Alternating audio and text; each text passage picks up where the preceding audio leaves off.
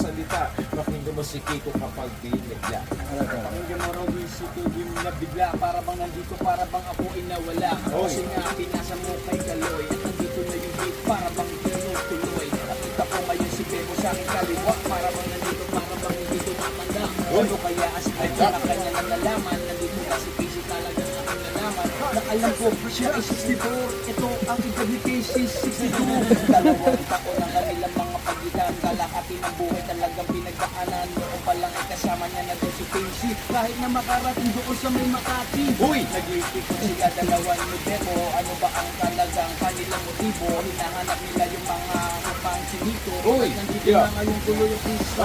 Bibigay ko na nakubos na yung pista. Wala to si Kiko. Kapag binigla itong kinapot.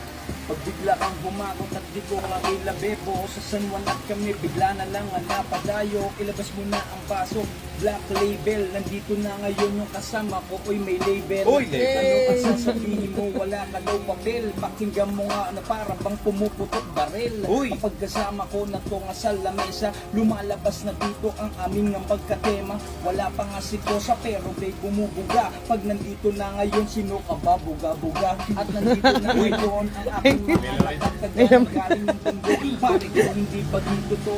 Kasama ko makatang arkitekto. Nandito na ngayon, nag-iisa lang ang Roberto. Pakinggan mo kung paano ko to kami putang ina, naman pagalingan ako. Kalasan mo ang puta ko at Yeah. ayun nandirito. Okay. Ibibigay ko na ulit Okay. sa malupit na Makata. Okay. Skills, arkitektong Makata, kakaiba. Yo!